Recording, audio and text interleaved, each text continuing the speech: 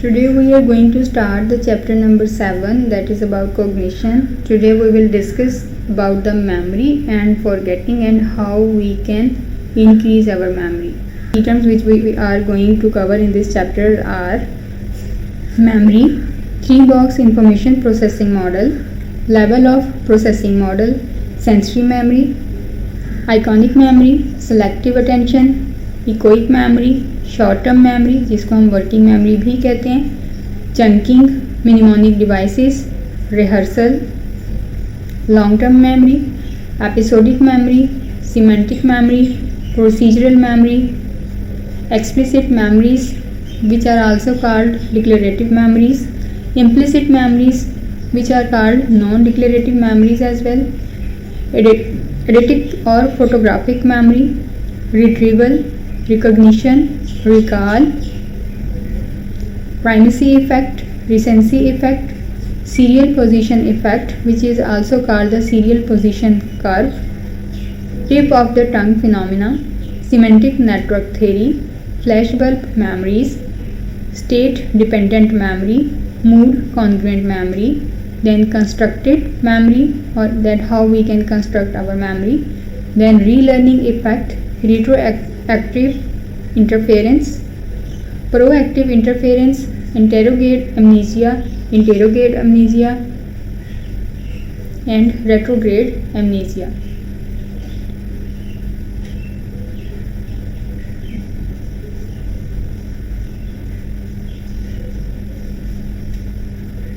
The next terms are which we will learn in tomorrow's lecture, so we will discuss these terms tomorrow as well.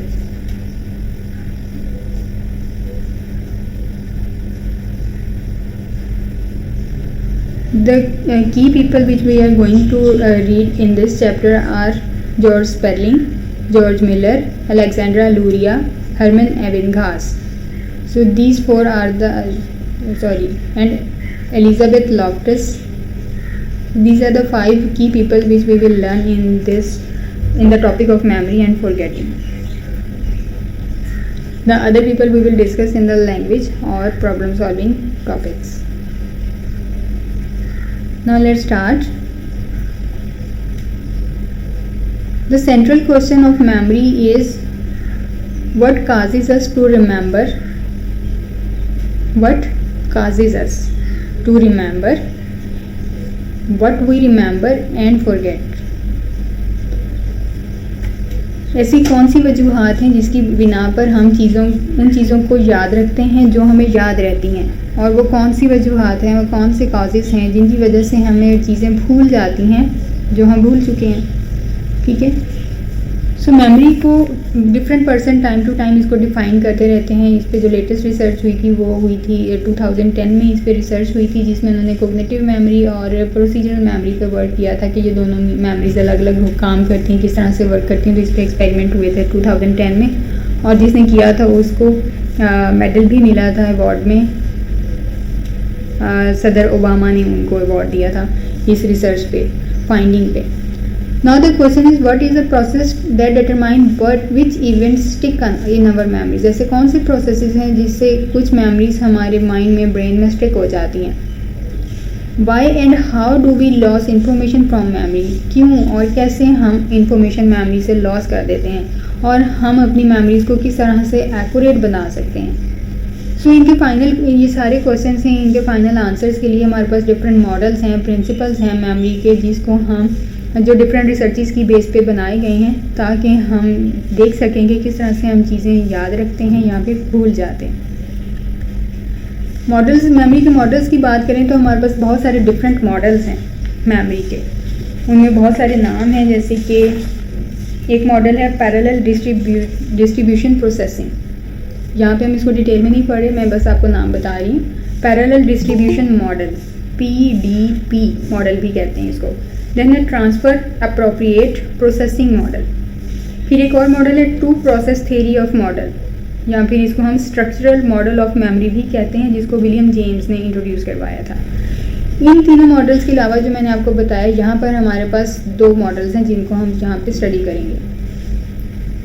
जो सबसे ज़्यादा important हैं वो 2 models हैं. उनमें से पहला मॉडल है the 3 box information processing model, आपने जब इसको अपनी नॉर्मल क्लासेस में भी स्टडी किया होगा तो इस मॉडल को आपने पढ़ा होगा, जिसको हम कहते हैं 3 बॉक्स इंफॉर्मेशन प्रोसेसिंग मॉडल। और दूसरा हमारे पास है लेवल्स ऑफ प्रोसेसिंग मॉडल। ठीक है, ये जो हमारे पास पहला इंफॉर्मेशन प्रोसेसिंग मॉडल है जिसको हम कह रहे हैं 3 बॉक्स इंफॉर्मेशन प्रोसेसिंग मॉडल, इसको एटकिंसन और शिफरिंग ने इंट्रोड्यूस करवाया था फर्स्ट मॉडल को। अब ये जो मॉडल्स हैं जिसमें हम कह रहे हैं कि द मॉडल जो ऊपर हैं ये हमारे प्रोसेस को डिस्क्राइब करते हैं कि प्रोसेस क्या होता है मेमोरी की स्टोरेज का। इसमें कोई फिज़िकल स्ट्रक्चर्स हम नहीं बताते कि मेमोरीज का कौन से स्ट्रक्चर में जाके स्टोर हो जाती हैं, ऐसा हम कुछ नहीं बताते। There is not one spot in the brain that is long term memory spot, क्योंकि हमारी मेमोरी ब्रेन में कोई एक सिंगल स्पॉट ऐसा नहीं है जहाँ पे लॉन्ग टर्म मेमोरी जाके स्टोर हो जाती है। अब कौन सी मेमोरी कहाँ पे स्टोर होती है, हमारे पास 2 चीज़ें हैं कि जो हमारी स्किल्स से रिलेटेड मेमोरीज होती हैं वो सेरिबेलम में जाके सेव होती हैं, और जो हमारी न्यू स्किल्स हम सीख रहे होते हैं वो हिप्पोकैम्पस में स्टोर होती हैं। लेकिन ये लॉन्ग टर्म मेमोरी हमारे कॉर्टेक्स के डिफरेंट एरियाज़ हैं, डिफरेंट तरीके से वायरिंग हो रही है हमारी सेंसिंग के थ्रू, तो वो डिफरेंट कॉर्टेक्स के डिफरेंट एरियाज़ में जाके स्टोर हो जाती हैं। तो इसलिए इसका कोई स्पेसिफिक स्टोरेज पॉइंट नहीं है लॉन्ग टर्म मेमोरी का। So memories are distributed around the cortex, ये मैंने बताया आपको। Researchers use the model to describe the process.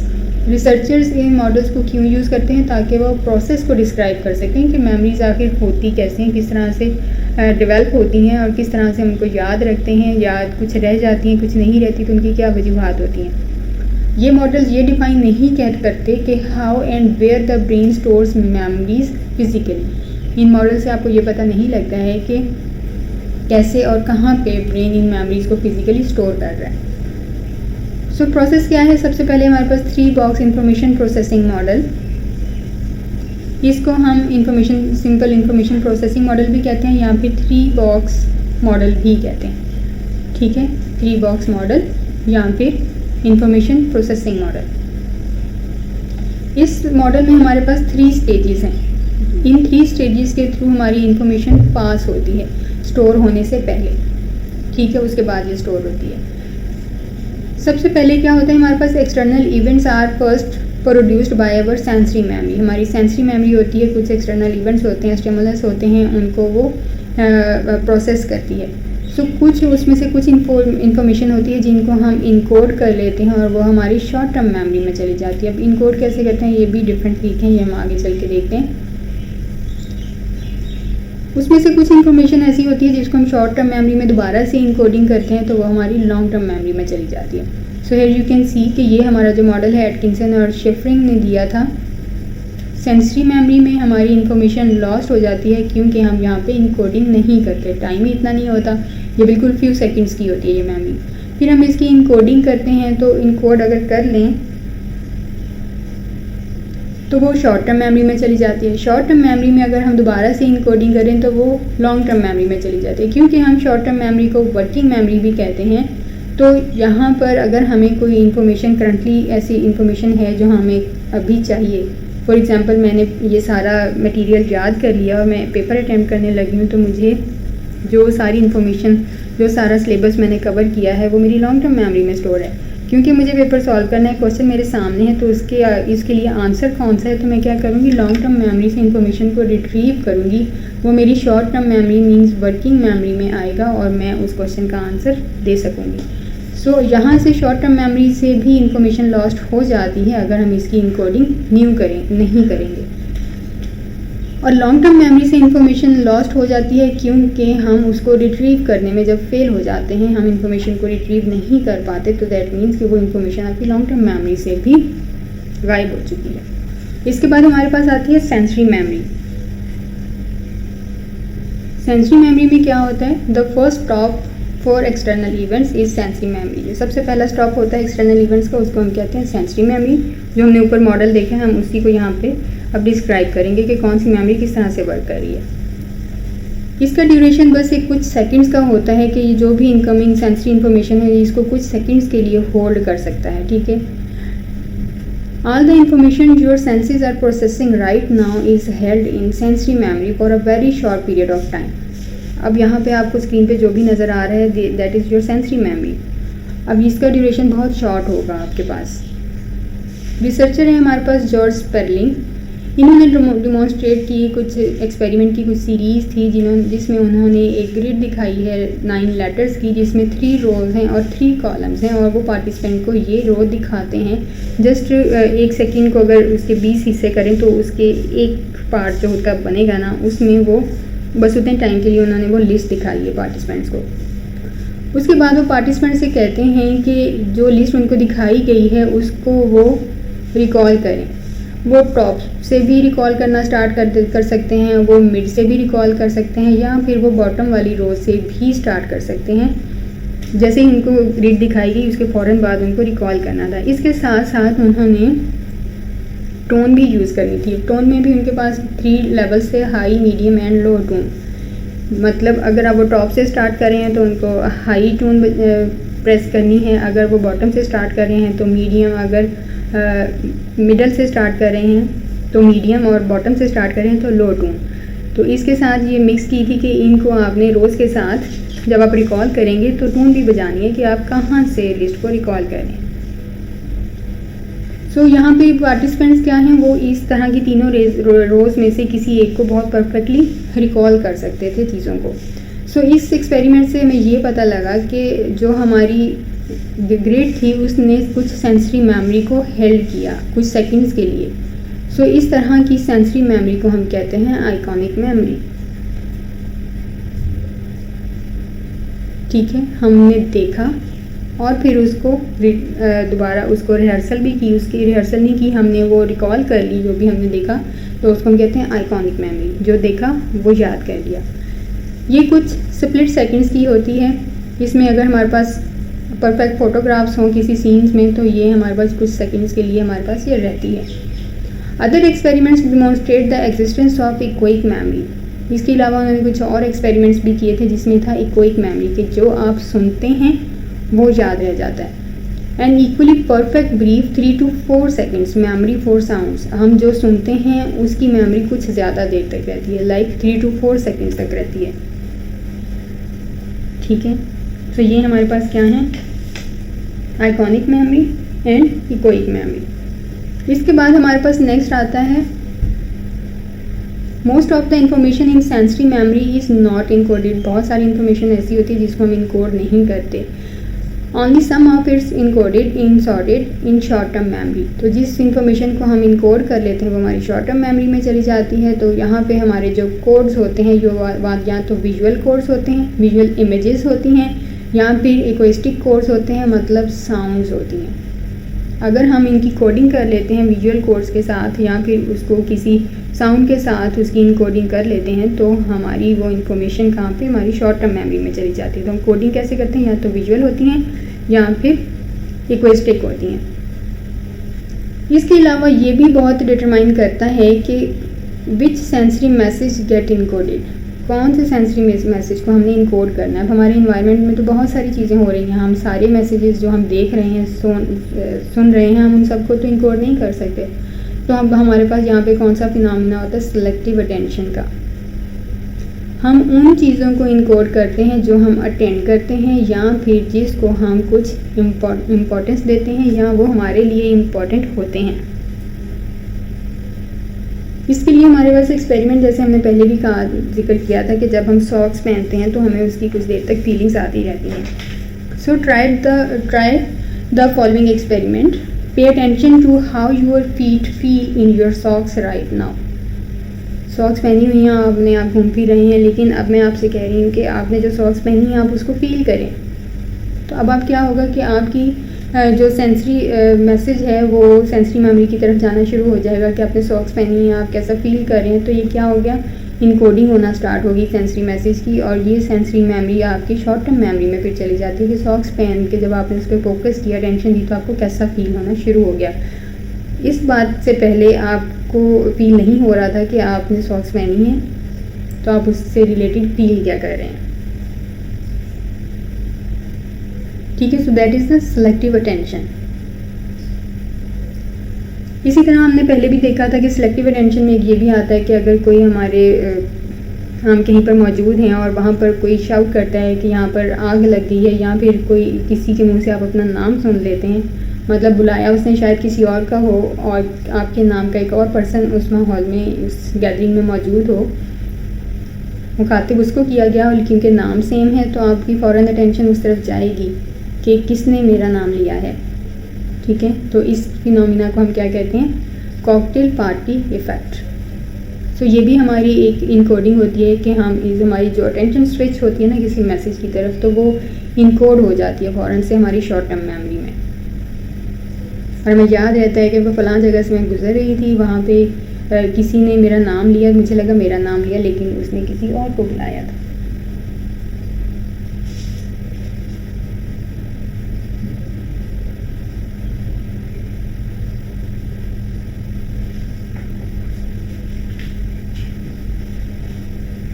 इसके बाद हमारे पास आती है शॉर्ट टर्म या फिर working memory. Cocktail party phenomena क्या होता है ये हमने चैप्टर 4 में पढ़ा था डिटेल से। तो शॉर्ट टर्म और या वर्किंग मेमोरी पे बात करें तो शॉर्ट टर्म मेमोरी को हम वर्किंग मेमोरी भी कहते हैं, क्योंकि यहाँ पे बहुत सारी मेमोरीज करंटली वर्क कर रही होती हैं और हम अपने कॉन्शियसनेस से अवेयर होते हैं। So everything you are talking at the current moment is held in your short term और लॉन्ग वर्किंग मेमोरी। और हर वो चीज़ जो हम इस वक्त कर रहे हैं, सोच रहे हैं, फील कर रहे हैं, जिस चीज़ से रिलेटेड हमारा बिलीव है और हम उसको डिस्कस कर रहे हैं, तो ये सारी चीज़ें कहाँ पे हो रही हैं? हमारी शॉर्ट टर्म या फिर वर्किंग मेमोरी में हो रही है, क्योंकि करंटली ये कॉन्शियस है, अवेयर है। So short term memories are also temporary. Short term memories भी टेम्परेरी होती हैं। जैसे मैंने आपको पेपर सॉल्विंग की एग्जांपल दिया, पेपर सॉल्व करके आते हैं, हालांकि आपने वो इन्फॉर्मेशन लॉन्ग टर्म मेमोरी से रिट्रीव की है, क्वेश्चन सॉल्व किया है, लेकिन वो जो आपकी याददाश्त है ना, शॉर्ट वर्किंग मेमोरी वाला काम, वो कुछ टाइम तक आपको याद रहेगा। उसके बाद अगर 2-3 दिन बाद पूछेगा ना कौन सा क्वेश्चन आया था और आपने ऑप्शन क्या लगाई, तो आपको नहीं याद होगा। ठीक है, सो इसलिए ये हमारी जो करंट मेमोरी होती है या वर्किंग मेमोरी है, शॉर्ट टर्म मेमोरी होती है, ये भी लॉन्ग टर्म नहीं होती, टेम्परेरी होती है। अगर हम इन शॉर्ट टर्म मेमोरीज़ के साथ कुछ ज़्यादा नहीं करते, कोई इनकोडिंग नहीं करते किसी भी तरह की, तो ये भी 10 से 30 सेकेंड्स में ऑलमोस्ट ये भी ख़त्म हो जाती है। हम न्यू एक्सपीरियंस की तरफ, न्यू अवेयरनेस की तरफ हम मूव हो जाते हैं।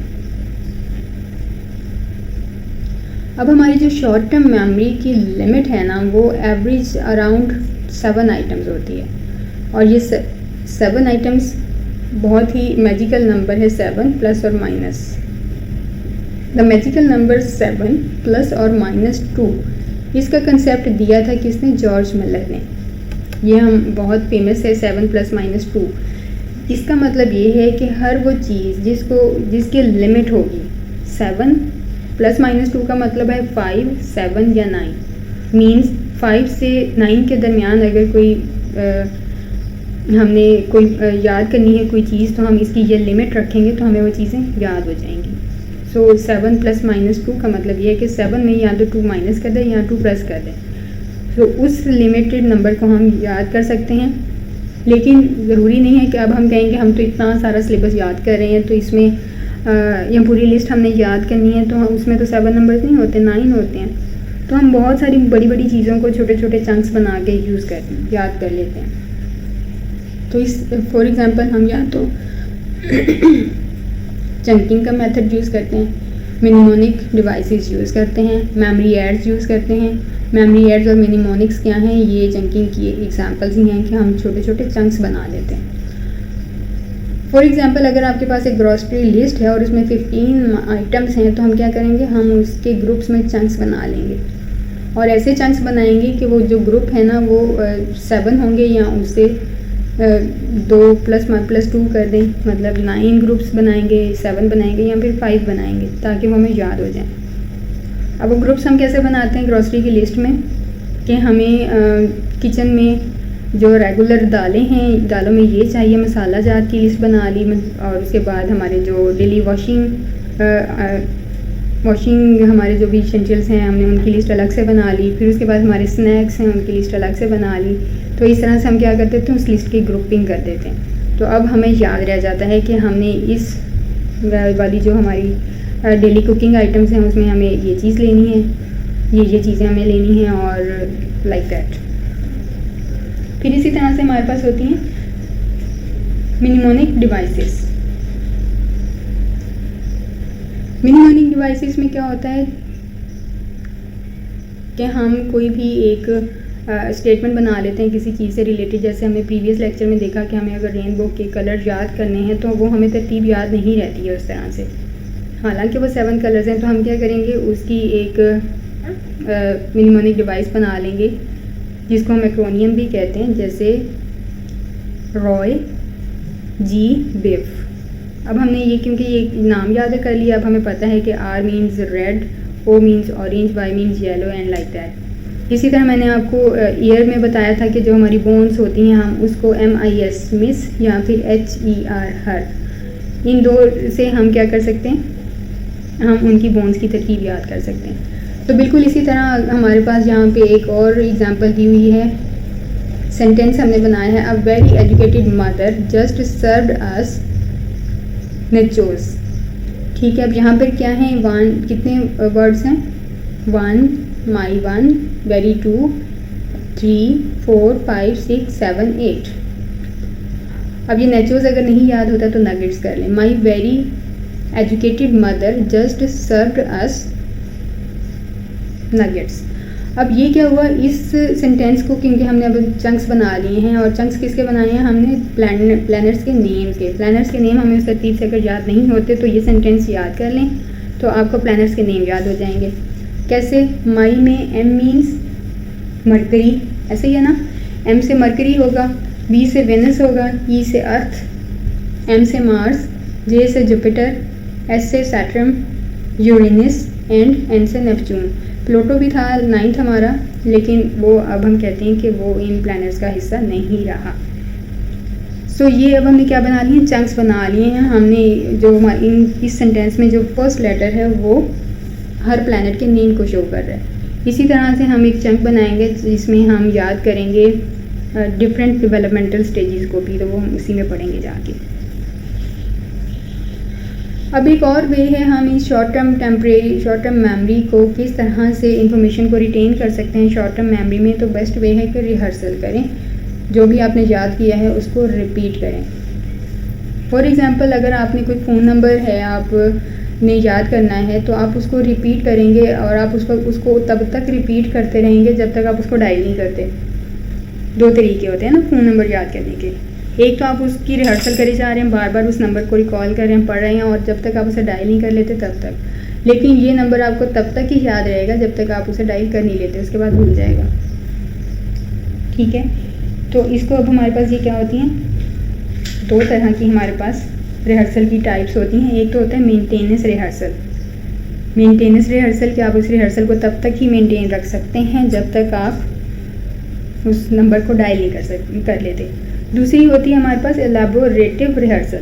आप इस फ़ोन नंबर को चंक्स बना के याद कर लें, उसके ग्रुप्स बना लें। जैसे हमारे पास फॉर एग्ज़ाम्पल कोई भी नंबर है तो हम उसके नंबर्स को 7 नंबर्स होते हैं तो हमारे पास जो 7 लास्ट वाले नंबर्स होते हैं कोड के अलावा, फॉर एग्ज़ाम्पल वो हैं 9876543। तो हमें इस तरह से याद नहीं हो रहा तो हम इसके चंक्स बना लेंगे, जैसे 987654। तो हमने क्या बना लिया, उसको डिवाइड कर लिया है छोटे छोटे चंक्स में। अब हमें वो चीज़ याद हो जाएगी। इसको हम कहते हैं इलेबोरेटिव रिहर्सल। तो इस तरह की रिहर्सल काफ़ी लॉन्ग टर्म तक इनकोड हो जाती है हमारी लॉन्ग टर्म मेमोरी में। तो ये इफ़ेक्टिव स्ट्रेटजीज़ होती हैं हमें चीज़ों को रिहर्सल करके लॉन्ग टर्म मेमोरी में भेजने की। तो 2 टाइप रिहर्सल की बताई, एक है मेंटेनेंस रिहर्सल और दूसरी है इलेबोरेटिव रिहर्सल। इसके अलावा एक और मेथड भी है जिसमें हम मेथड्स को अपनी लॉन्ग टर्म मेमोरी में भेज सकते हैं। हम जो भी इंफॉर्मेशन भेजना चाहते हैं वो लॉन्ग टर्म मेमोरी में उसको हम भेज सकते हैं। वो क्या है, मेथड ऑफ लोकी। लोकी क्या है, ये एक प्लूरल है किसका, लोकस का। Locus means place and location. अब इस मेथड से हम क्या करते हैं कि हम यहाँ पर, ये एक ऐसी टेक्निक है कि जिसमें अगर हम वर्क कर रहे हैं किसी भी जगह पर तो हम उसके साथ कोई इमेज अटैच कर देते हैं। इससे क्या होता है कि उससे जो इमेजनरी इन्फॉर्मेशन है उस रिटर्न इन्फॉर्मेशन के साथ दोनों एक दूसरे के साथ अटैच हो जाती हैं। तो इस तरह से वो चीज़ हमें बहुत देर तक याद रहती है और उस इन्फॉर्मेशन को हम इजीली रिकॉल कर सकते हैं। अगर हम वो इन्फॉर्मेशन ना भी पढ़ें तो जस्ट उस इमेज को देख के हमें सारी इन्फॉर्मेशन याद हो जाती है। और उसको हम लॉन्ग टर्म मेमोरी में बहुत देर तक रख सकते हैं। अब इस टेक्निक को यूज़ करने के लिए हमारे पास बहुत सारी टेक्निक्स हैं, ठीक है। अब वो कौन सी टेक्निक्स हैं उनको भी हम आगे चल के देखते हैं कि वो कौन सी टेक्निक्स हैं जिनके थ्रू हम इसको याद रख सकते हैं। मतलब ये कौन सी है कि इंफॉर्मेशन अगर हम इमेजिनेशन या इमेजेस के थ्रू अगर हम याद करते हैं तो वो हमें देर तक याद रहती है, ऐसा क्यों है। सो इसको हम आगे चल के पढ़ते हैं।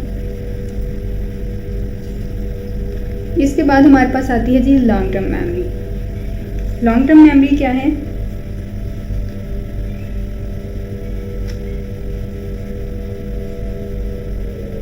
इससे पहले कि हमारी जो भी मेमोरीज़ हैं वो सेंसरी या शॉर्ट टर्म मेमोरी से फेड हो जाएं क्विकली, हमें ओबियसली हमें ज़रूरत है कि हम इन इंफॉर्मेशन को परमानेंट बना लें ताकि हम इन इवेंट्स को याद रख सकें।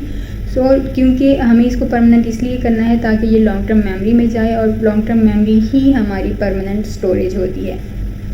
जैसे कि हम सब जानते हैं कि जो हमारी लॉन्ग टर्म मेमोरी है इसकी कैपेसिटी अनलिमिटेड होती है and no one reports their memory is being full and unable to encode new information. और हमें से कोई भी ऐसा नहीं है जो ये कहे कि मेरी मेमोरी फुल हो गई है और मैं अब कोई भी न्यू इन्फॉर्मेशन रिसीव नहीं कर सकता। हाँ, समटाइम्स हम टायर्ड होते हैं, कोई बात सुनना नहीं चाहते, कुछ देखना नहीं चाहते क्योंकि हमें रेस्ट की ज़रूरत होती है, लेकिन ऐसा नहीं होता कि ये कैपेसिटी फुल हो जाए। अब रिसर्चेस या स्टडीज़ ये शो करती हैं कि एक दफ़ा अगर सारी इन्फॉर्मेशन लॉन्ग टर्म मेमोरी में चली जाए then we will likely remember it for the rest of our life. तो हम अपनी ज़िंदगी में कभी भी सारी इन्फॉर्मेशन को रिट्रीव कर सकते हैं, उसको मेमोराइज़ कर सकते हैं, याद कर सकते हैं। हाँ, मेमोरीज डिके हो सकती हैं, फेड भी हो सकती हैं लॉन्ग टर्म मेमोरी में से, लेकिन ये बिल्कुल परमानेंटली डिके या फेड नहीं होती। अगर हमें ज़रूरत पड़े, बहुत ज़्यादा ज़ोर दें तो फिर हमें चीज़ें याद आ जाती हैं। वो कौन सा तरीका है वो भी हम आगे देखेंगे फॉरगेटिंग के सेक्शन में। So long term memories can be stored in 3 different formats. Long term memories को स्टोर करने के भी 3 डिफरेंट फॉर्मेट्स हैं। सबसे पहले हमारे पास है एपिसोडिक मेमोरी, दूसरा है सिमेंटिक मेमोरी और थर्ड वन है प्रोसीजरल मेमोरी। एपिसोडिक मेमोरी क्या होती है? Episodic memory is the memories of specific events stored in a sequential series of events. For example, remembering the last time you went on a date. So episodic memory में क्या है, हमारे कुछ specific events होते हैं जो एक series में हमारे जहन में हमें याद हो जाते हैं कि आपकी जो लास्ट बर्थडे थी उसमें आपको क्या गिफ्ट मिला। अच्छा, उससे पहले जो 2020 में बर्थडे हुई थी उसमें किसने क्या गिफ्ट दिया, उससे पहले 2019 में जब आपकी बर्थडे हुई थी तो आपको क्या इवेंट कैसे ऑर्गेनाइज़ किया, किस ने आपको विश किया। तो ये सारी चीज़ें क्या होती हैं, एक सीक्वेंस में इवेंट्स ये सारे आपको याद हो जाते हैं। तो इसको हम कहते हैं एपिसोडिक मेमोरी, एपिसोड्स आपको याद रहती हैं। Then the next one is semantic memory. हम इन्फॉर्मेशन को लॉन्ग टर्म मेमोरी में एज अ सिमेंटिक मेमोरी भी स्टोर करते हैं। सिमेंटिक मेमोरी में क्या है, general knowledge of the world. अब ये जो जनरल नॉलेज है ये हमारे ब्रेन में एज अ फैक्ट स्टोर हो जाता है। अगर हम उनको कुछ मीनिंग्स दे दें या उनकी कुछ कैटेगरीज बना दें तो भी हमें वो चीज़ें याद हो जाती हैं रेदर देन सीक्वेंशली। जैसे कि हमने ऊपर देखा कि हम सीक्वेंस में इंफॉर्मेशन याद रखते हैं, लेकिन सिमेंटिक में हम जो भी जनरल नॉलेज है उसको एज अ फैक्ट स्टोर करते हैं या उसको कुछ मीनिंग्स देते हैं या फिर उसकी कैटेगरीज बनाते हैं, फिर हमें वो याद रहती है, लेकिन हम उसको सीक्वेंस में याद नहीं रख सकते। फॉर एग्जाम्पल, यहाँ पे एग्जाम्पल है जनरल नॉलेज की, what is the difference between the terms effect and affect. अब ये आपको कैसे याद रहेगा, इफेक्ट एंड इफेक्ट, क्योंकि आपने इसकी रिहर्सल की होगी डिफरेंट तरह से, इसको रिसर्चेस में या फिर अपनी ग्रामर में, अपनी लैंग्वेज में इसको यूज़ किया होगा। तो अब क्या है, ये सिमेंटिक मेमोरी है कि ये जनरल नॉलेज को आपने मीनिंग्स के साथ कैटेगरी बना के अपने जहन में याद रखा हुआ है। Then the third one is the procedural memory. Procedural memory में क्या होता है हमारे पास, memories are memories of skills and how to perform them.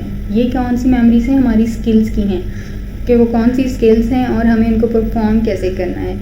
सो ये मेमोरीज भी सीक्वेंशियल होती हैं।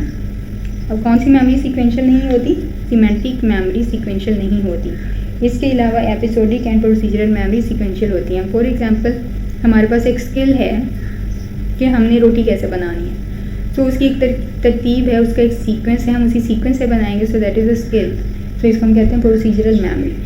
But might be very complicated to describe in words, कि हम इस प्रोसीजरल मेमोरी को हम वर्ड्स में डिस्क्राइब नहीं कर पाते, लेकिन फिर भी हमें ये पता है कि जो स्किल्स हैं ये याद रहती हैं। अगर हमें ब्रेन में किसी भी तरह की कोई भी इंजरी हो जाए, पुरानी इन्फॉर्मेशन जो एक्सीडेंट से पहले की थी वो रिमूव हो जाए, या एक्सीडेंट के बाद हम न्यू इन्फॉर्मेशन को लर्न नहीं कर पा रहे लेकिन पुरानी सारी याद है, चाहे इसमें जो भी हो, हम अपनी स्किल्स जो है ना ये नहीं भूलते। हमारी जो मेमोरीज स्किल्स से रिलेटेड हैं ये फेड नहीं होती। हम वैसे ही चल रहे होते हैं, हम वैसे ही खा रहे होते हैं, हम वैसे ही चीज़ें यूज़ कर रहे होते हैं, बस इन्फॉर्मेशन याद नहीं है, स्किल्स हमें याद रहती हैं। सो that is a procedural memory. इसकी एग्जांपल है एक और यहाँ पे दी हुई है कि एक कर्व बाल को कैसे थ्रो करना है। तो अगर आपको एक कर्व बाल दी जाएगी, इसे थ्रो करें तो आप थ्रो कर देंगे। सो that is a skill. Memories can also be implicit और एक्सप्लिसिट। अब मेमोरीज क्या होती हैं, दो तरह की होती हैं, या तो इम्प्लिसिट होती हैं या फिर एक्सप्लिसिट होती हैं। एक्सप्लिसिट को हम कहते हैं डिक्लेरेटिव मेमोरीज और इम्प्लिसिट को हम कहते हैं नॉन डिक्लेरेटिव मेमोरीज। अब इन दोनों में फ़र्क क्या है? एक्सप्लिसिट मेमोरीज वो होती हैं जो हमारी कॉन्शियस मेमोरीज होती हैं, फैक्ट्स या इवेंट्स से related, and we actively try to remember, और हम इनको एक्टिवली इन सारी मेमोरीज को रिमेंबर भी रखते हैं, याद भी रखते हैं। अब इसमें जो हमारे पास एक्सप्लिसिट मेमोरी है, इसके अंदर जो मेमोरीज लाई करती हैं वो है semantic memory and episodic memory. ये दोनों मेमोरीज किसकी टाइप हैं? एक्सप्लिसिट मेमोरीज की। इसके बाद है इम्प्लिसिट मेमोरीज, जिसको हम नॉन डिक्लेरेटिव मेमोरीज भी कहते हैं। इसकी जो फर्दर सब टाइप्स हैं, पहले तो ये समझें कि ये है क्या। इम्प्लिसिट मेमोरीज में क्या होता है, हमारी अनइंटेंशनल मेमोरीज होती हैं और हम रियलाइज़ भी नहीं कर पाते कि हमारे पास अच्छा ये वाली मेमोरीज भी हमारे पास मौजूद हैं। ठीक है, फॉर एग्ज़ाम्पल आप अपने फ्रेंड के घर में हैं और वो अपना घर साफ़ कर रही है, उससे पहले आपने कभी भी अपना घर साफ़ नहीं किया, लेकिन आप फ्लोर स्क्रब करने में आप उसकी प्रॉपर हेल्प कर रहे हो और आप कर पा रहे हो। ऐसा क्यों है? क्योंकि आपने अपने पेरेंट्स को, अपनी मदर को बहुत सालों से आप देखते आ रहे हैं कि वो किस तरह से सफाई करती हैं, किस तरह से फ्लोर को स्क्रब करती हैं। सो इस वजह से आपको नहीं पता, लेकिन वो मेमोरी आपकी ब्रेन में मौजूद है। सो इस तरह की मेमोरीज को हम कहते हैं इम्प्लिसिट मेमोरीज। कॉन्शियसली आप इनसे अवेयर नहीं होते, लेकिन अनइंटेंशनली ये मेमोरीज आपके ब्रेन में स्टोर होती हैं और आपको रियलाइज़ भी नहीं होता। अब इम्प्लिसिट मेमोरीज के टाइप्स कौन कौन सी हैं? 3 आती हैं इसके अंदर। सबसे पहले क्लासिकल कंडीशनिंग, जो हम कल ही पढ़ के आए हैं। जो क्लासिकल कंडीशनिंग के थ्रू जो भी लर्निंग होती है वो तो ऑटोमेटिक रही होती है, क्योंकि हम डेली लाइफ में तो इस तरह की पेयरिंग नहीं करते। सो ये क्या है? क्लासिकल कंडीशनिंग इम्प्लिसिट मेमोरीज की टाइप है। उसके बाद प्रोसीजरल मेमोरी, जिस हमने ऊपर अभी बात की, जिसमें हम स्किल्स से रिलेटेड है, वो भी इम्प्लिसिट मेमोरी में आती है। और इसके अलावा है प्राइमिंग। प्राइमिंग भी हमारे पास इम्प्लिसिट मेमोरी के अंदर आती है। इम्प्लिसिट की हमने थर्ड टाइप देखी, दैट इज़ प्राइमिंग।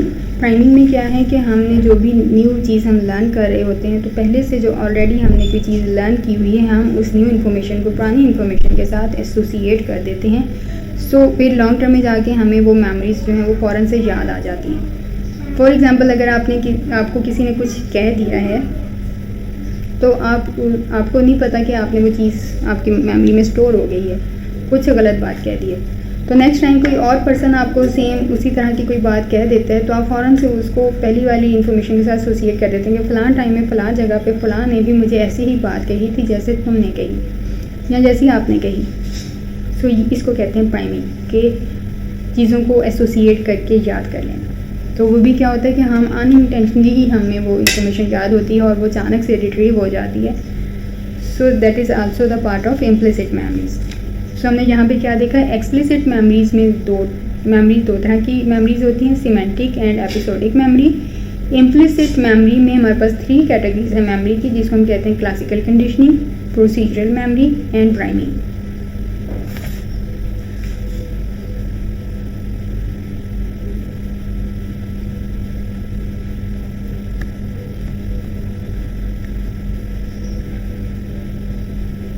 मैंने आपको जैसे पहले भी बताया था कि अभी कुछ देर पहले हमने जिक्र किया कि हम वो चीज़ें अगर किसी टेक्स्ट के साथ कोई इमेज भी साथ इंक्लूड कर दें तो वो इन्फॉर्मेशन हमें काफ़ी देर तक याद रहती है। अब ये क्या है, memory researchers are particularly interested in individuals who demonstrate eidetic or photographic memory, कि लोग किस तरह से चीज़ों को याद रख लेते हैं। फॉर एग्जांपल एक साइकोलॉजिस्ट थे अलेक्जेंडर लूरिया, उन्होंने पेशेंट्स को स्टडी किया with eidetic memory who could repeat a list of 70 letters or digits. ये एक ऐसा पर्सन है जो 70 लेटर्स या डिजिट्स को वो रिपीट कर सकता है, और अगर आप 15 साल बाद भी उससे पूछेंगे तब भी वो उनको वैसे ही सेम रिकॉल कर लेगा। सो लूरिया और अदर रिसर्चर्स ने ये शो किया that these individual seem to be very powerful and enduring visual images. अब उसको ये सारी 70 लेटर्स की लिस्ट या डिजिट्स क्यों याद हैं, क्योंकि उसने उस लिस्ट के साथ विजुअल इमेजेस या तो रखी हैं, या फिर उसने उन लेटर्स या ग्रेड्स की एक विजुअल इमेजिनेशन अपने जहन में फिक्स कर ली हुई है। सो ये क्या होता है, फोटोग्राफिक मेमोरी होती है कि अगर हम चीज़ों को फ़ोटोज़ के साथ अगर हम देखें और याद करें तो हमें वो जल्दी याद हो जाती है। ठीक है, जैसे हम कल कंडीशनिंग देख रहे थे कि कंडीशनिंग में हो क्या रहा है, कंडीशनिंग से पहले क्या है, ड्यूरिंग कंडीशनिंग क्या हुआ, आफ्टर कंडीशनिंग क्या हुआ। तो हम टेक्स्ट पढ़ रहे हैं, हमें शायद उसकी समझ नहीं आई, में भी ना आई हो, तो जब हमने उसकी इमेज को देखा होगा तो इमेज देख के हमें वो चीज़ याद हो गई होगी कि एक्चुअल में यहाँ पे हुआ क्या है। सो इसको हम कहते हैं फोटोग्राफिक मेमोरी, कि अगर आप उस फोटोग्राफ को भी देखेंगे तो आपको टेक्स्ट पढ़ने की ज़रूरत नहीं है, आपको वो पूरी क्लासिकल कंडीशनिंग की समझ आ जाएगी। ओके जी, इसके बाद एक और हमारे पास चीज़ों को याद रखने का एक और मेथड जिसको हम कहते हैं स्पेसिंग इफ़ेक्ट। स्पेसिंग इफ़ेक्ट क्या होता है, ये एक बहुत ही फास्ट लर्निंग प्रोसेस है और इसके रिजल्ट्स भी बहुत क्विकर होते हैं और इसकी फॉरगेटिंग भी उतनी ही क्विकर होती है। तो रिसर्चर्स ने ये रिवील किया है कि fast learning can result in quicker forgetting. हम जितनी ज़्यादा फास्ट लर्निंग करते हैं वो उतनी ही जल्दी से भूल भी जाती है। सो अब हम अगर इस इंफॉर्मेशन को रिटेन करना चाहते हैं बहुत लॉन्ग ड्यूरेशन तक, जब आप इसकी रिहर्सल कर रहे होते हैं टाइम टू टाइम, तो इससे क्या होता है, हम उस इंफॉर्मेशन को बहुत लॉन्ग ड्यूरेशन तक याद रख सकते हैं और उसे रिटेन भी कर सकते हैं। So this tendency for distributing study to result in better longer term retention is called the spacing effect. अब ये स्पेसिंग इफेक्ट क्या है, एग्जाम्पल ऐसे कि अगर हम अभी मैं आपको ये चैप्टर पढ़ा रही हूँ, आप सुन रहे हैं, तो अभी तो आपको याद रहेगा, थोड़ी देर बाद भूल जाएगा। उसके बाद अगर आपकी रिहर्सल में ड्रिल लेती हूँ तो ड्रिल में आप इस चैप्टर को एक दफ़ा फिर से पढ़ेंगे ताकि आप टेस्ट दे सकें। सो आपको थोड़ा सा टाइम भी मिला, गैप भी मिला, उसके बाद आपने दोबारा से इसकी रिहर्सल की तो वो आपको थोड़ी बहुत याद हो गई थी। उसके बाद फिर थोड़ा गैप आता है, गैप के बाद आपका टेस्ट स्टार्ट हो जाता है। जब टेस्ट स्टार्ट होता है उसमें से कुछ चीज़ें आपको भूल जाती हैं, कुछ आपको याद रहती हैं। सो उस टेस्ट को करने के बाद अगेन आप कि जो इस चैप्टर से रिलेटेड जो भी इंफॉर्मेशन है वो और ज़्यादा स्ट्रॉन्ग हो जाएगी कि लॉन्गर अगर आपको कहीं पे भी रिहर्सल वो इंफॉर्मेशन रिट्रीव करनी पड़े तो कर सकते हैं। फिर उसके बाद हम जब पोस्ट टेस्ट लेंगे तो फिर से रिहर्सल हो जाएगी, थोड़ा टाइम मिलेगा, गैप आएगा, फिर से वो चीज़ पढ़ रहे हो। सो that is a spacing effect. जैसे मैंने आपको वेबिनार में भी बताया था कि एक 2 मिनट्स रूल होना चाहिए कि जो आपने रात को आज पढ़ा है सुबह उठ के 2 मिनट्स में उन सारे की टर्म्स की रिहर्सल करें।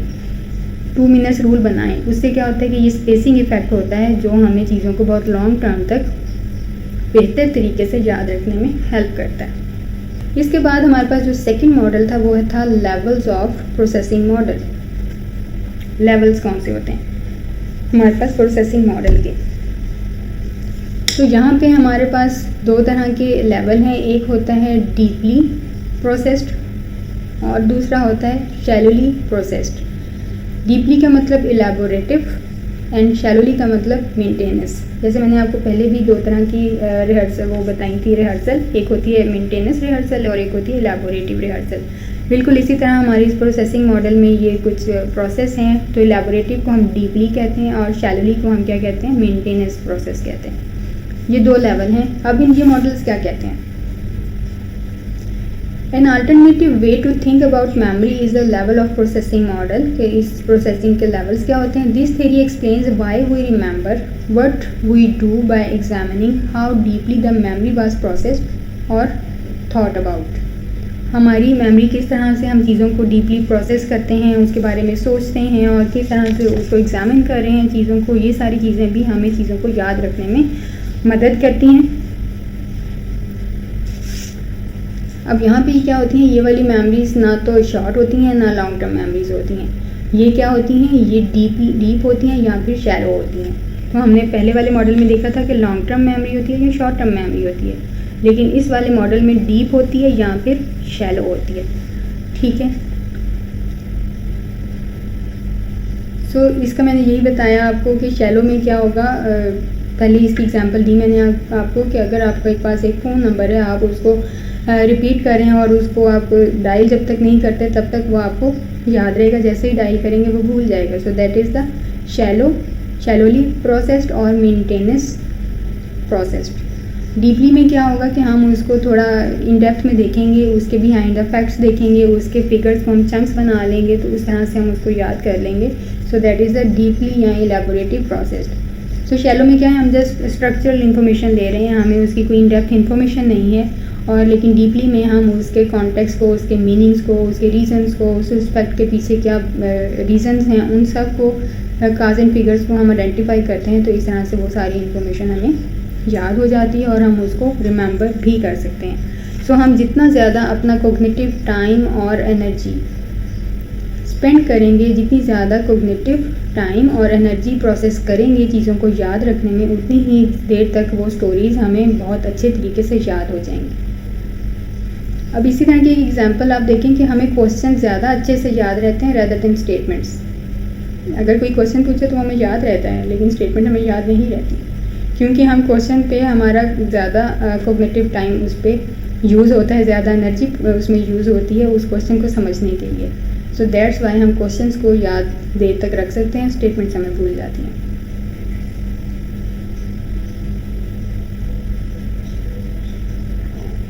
इसके बाद हमारे पास आता है रिट्रीवल। अब सारी इन्फॉर्मेशन लॉन्ग टर्म मेमोरी में तो चली गई है, अब हम इसको रिट्रीव कैसे करेंगे। रिट्रीवल में हमारे पास है the last step in any memory model is retrieval. अब लास्ट स्टेप क्या है, मेमोरीज हो गई हैं, स्टोर हो गई हैं, लेवल से भी गुजर चुकी हैं, चाहे वो शैलो है या डीप है। अब हमें उस सारी इन्फॉर्मेशन को रिट्रीव भी तो करना है जब हमें ज़रूरत पड़ेगी। तो हम कैसे रिट्रीव करेंगे, हम कैसे सारी इन्फॉर्मेशन को अपनी करंट या वर्किंग मेमोरी के अंदर लेके आ सकते हैं ताकि हम उसे यूज़ कर सकें। सो यहाँ पे हमारे पास 2 डिफरेंट काइंड्स हैं रिट्रीवल की। First is the recognition and second one is the recall. Recognition में क्या है, recognition is the process of matching a current event or fact with one already in memory. ठीक है, कोई भी करंट इवेंट है या फैक्ट है, हम उस प्रोसेस को किसी ऑलरेडी हमारी मेमोरी में जो स्टोर इन्फॉर्मेशन है हम उसके साथ मैच कर दें। So that is the recognition. Recognise करना कि ये चीज़ मैंने पहले भी कहीं देखी है। For example, have I smell this smell before, कि ये जो स्मेल आ रही है मुझे लग रहा है कि मैंने पहले भी ये स्मेल कहीं फेस की हुई है। So that is recognition. Recall क्या है, recall is retrieving a memory with an external Q. आपको कोई एक्सटर्नल क्यू मिलता है और उसकी बेस पे आप अपनी मेमोरी को रिट्रीव कर रहे हैं। सो पहले हम मैच कर रहे हैं, तो यहाँ पे रिकॉल में हम रिट्रीव कर रहे हैं एक्सटर्नल क्यू की वजह से। For example, what does my aunt Peggy's perfume smells like.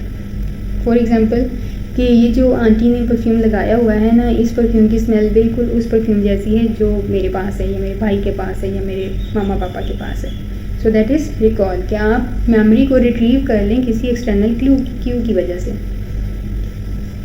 और रिकॉग्निशन में क्या है, जो न्यू इन्फॉर्मेशन आ रही है हम उसको ओल्ड इन्फॉर्मेशन के साथ मैच कर देते हैं। Studies have identified several factors that influence why we can retrieve some memories and why we forget others. अब इस पे भी बहुत सारी रिसर्च सुनी है कि ऐसा क्या है कि हम कुछ इन्फॉर्मेशन को रिट्रीव कर पाते हैं और कुछ ऐसी इन्फॉर्मेशन या मेमोरीज होती हैं जो हमें भूल जाती हैं। सो इससे रिलेटेड अब हमें कुछ फैक्टर्स बताते हैं जो इस पे साइकोलॉजिकल एक्सपेरिमेंट्स भी किए। तो इनमें सबसे फेमस नाम है जी हरमन हेविंगास का, नाम तो सुना होगा।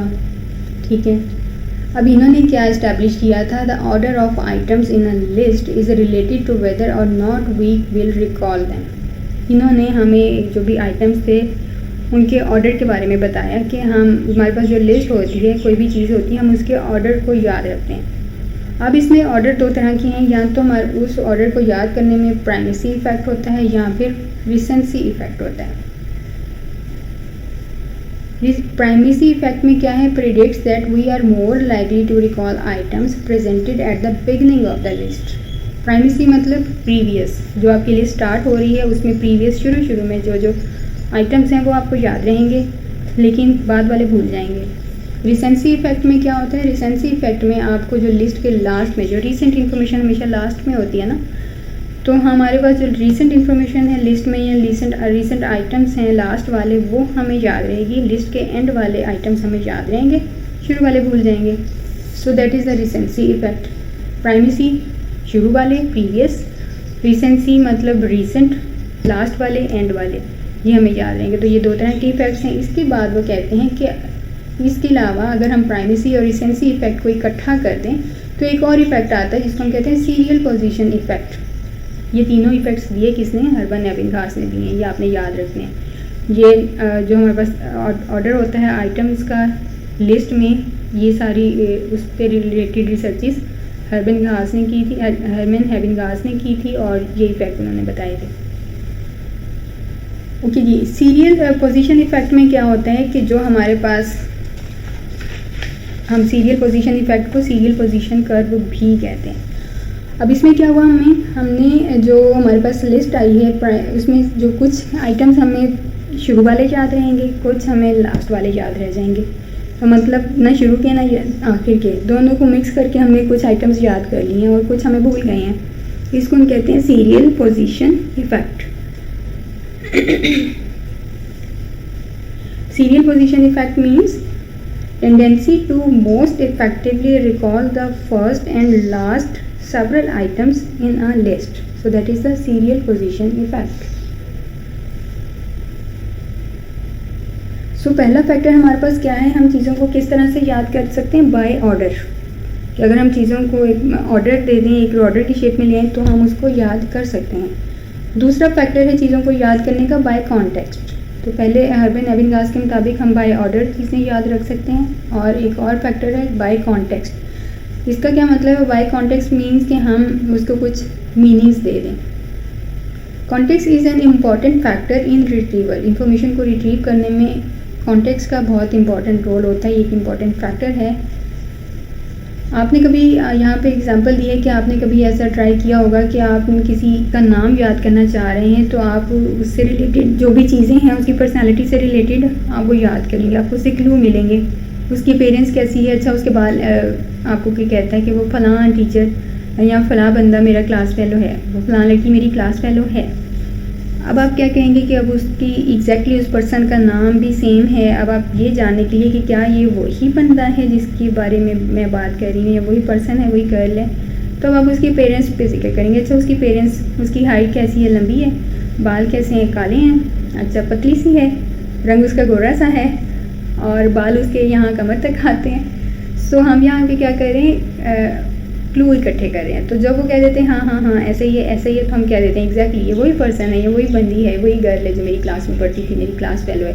और अगर चीज़ें मैच नहीं होती फिर कहते हैं नहीं ये भी कोई और है, मैं जो मेरी क्लास फेलो थी वो कुछ कोई और थी, वो उसकी हाइट शॉर्ट थी या वो थोड़ी हेल्दी थी, लाइक दैट ना। अब ये जो समटाइम्स ऐसा होता है कि हमारे ये सारी इन्फॉर्मेशन हमारे पास सारे क्लूज़ मौजूद होते हैं, उसकी पर्सनालिटी कैसी है, वो ऐसा दिखता है वैसा दिखता है, और उसका नाम हमारे जहन में नहीं आ रहा होता है कि असल में उस बंदे का नाम क्या था। तो इस इंफॉर्मेशन को, जहाँ पे हम इस इंफॉर्मेशन को मेमोराइज़ करने में, रिमेंबर करने में अनएबल हों, इस तरह की इनएबिलिटी को हम कहते हैं tip of the tongue phenomena. अब ये tip of the tongue phenomena होता क्या है, इसको एक्सप्लेन करती है एक और थ्योरी जिसको हम कहते हैं सिमेंटिक नेटवर्क थ्योरी। अब ये सिमेंटिक नेटवर्क थ्योरी क्या है, ये सिमेंटिक नेटवर्क थ्योरी एक्सप्लेन करती है कि हमारा जो ब्रेन है might form new memories bye connecting there meaning and context with meanings already in memory. हमारा ब्रेन तो कॉन्टीन्यूसली वर्क कर रहा है, वो न्यू इन्फॉर्मेशन को स्टोर कर रहा है, और कुछ इन्फॉर्मेशन ऐसी है जो हम न्यू स्टोर करते हैं तो वो पिछली वाली मेमोरीज़ के साथ कनेक्ट होकर स्टोर हो जाती हैं। तो इससे क्या होता है कि हमें वो नाम याद करने में, या उस इवेंट का नाम याद करने में, या उस दिन का नाम, कौन सा दिन था, दिन का कौन सा हिस्सा था, मैं वहाँ किससे मिली थी, या उस मेरी क्लास फेलो का नाम क्या था वो जहन में नहीं आ रहा होता, ये उसके पीछे ये रीज़न क्या होती है, सिमेंटिक नेटवर्क थ्योरी होती है कि हमारे पास करंटली न्यू इतनी इन्फॉर्मेशन जमा हो जाती है कि वो पिछली के साथ कनेक्ट होकर स्टोर हो जाती है और हम उसको रिट्रीव नहीं कर पाते। तो यह क्या होता है कि हमारी जो मेमोरीज़ होती हैं ना, ये आपस में इतनी ज़्यादा इंटरकनेक्टेड होती हैं कि एक पूरा वेब बना होता है इन मेमोरीज़ का हमारे ब्रेन में।